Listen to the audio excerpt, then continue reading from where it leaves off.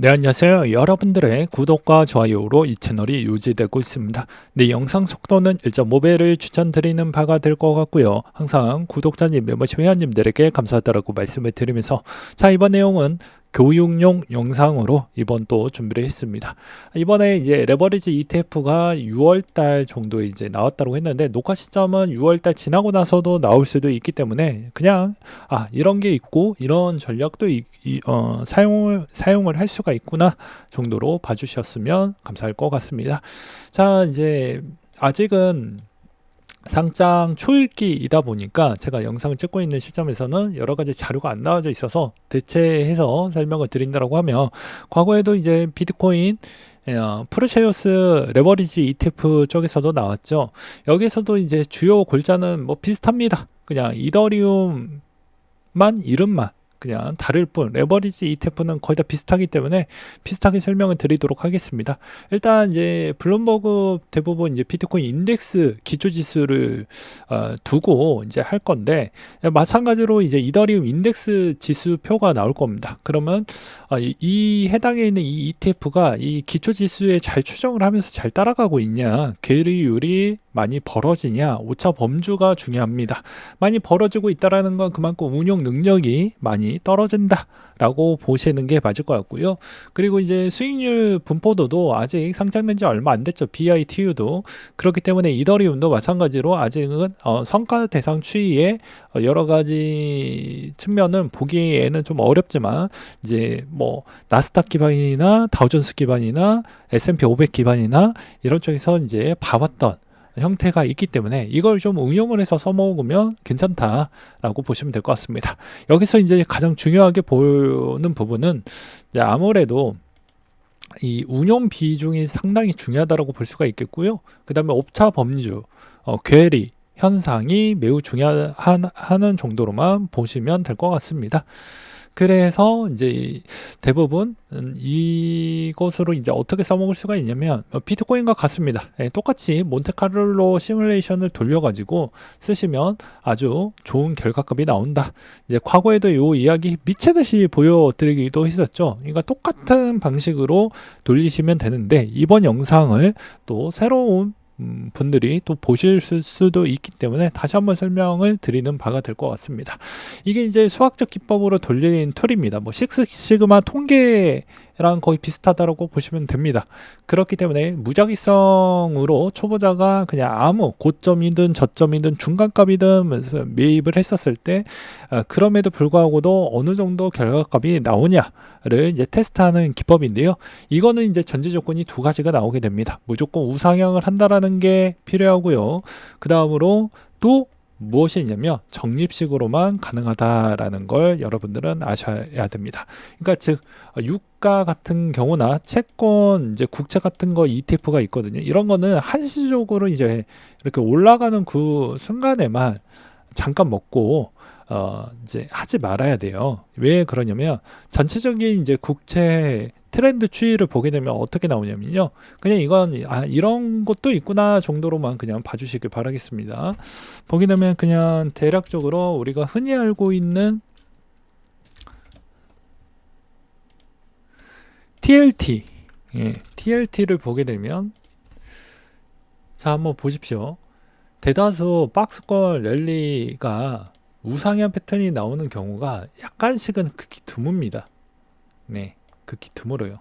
그리고 금리가 역대 최대치까지 올라왔기 때문에 이게 점진적으로 이제 올라갈 수 있을 만한 여지는 남겨져 있기는 하지만 이 점진적 여지에 있는 올라갈 수 있는 폭이 조금은 적을 수가 있기 때문에 잠깐 요렇게만 그냥 먹고 나오는 형태로 보는 게 좋고요. 네.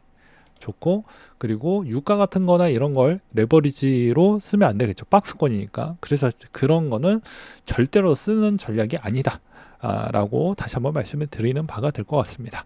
그래서 이제 1배는 이제 우리가 흔히 쓰고 있는 코인 거래소에서 비트코인이나 이더리움을 매입을 해서 쓰시면 될 것 같고요.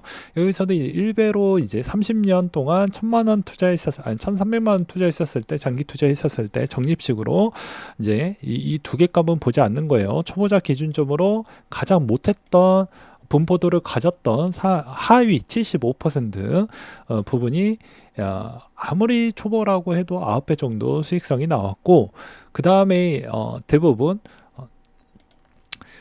1.25배로 했었을 경우에도 대부분 이제 3배짜리는 없을 거니까 75대 25로 맞춘 다음에 하위 값을 보면 11배 정도가 나타나더라 라는 걸 볼 수가 있습니다. 그 다음에 1.5배로 봤을 때도 이제 보게 되면 14배가 나왔다는 걸 볼 수가 있겠죠. 1.5배 어렵지 않습니다. 그냥 2배와 1배짜리를 5대5로 섞어서 가져가시면 되고요. 1.75배 같은 경우는 이제 2배 비중을 좀 더 높이면 됩니다. 75대 25로 가져가고 15배 정도가 수익이 나오는데, 이제 2배가 되면 여기서 이제 차이점이 나오게 되죠.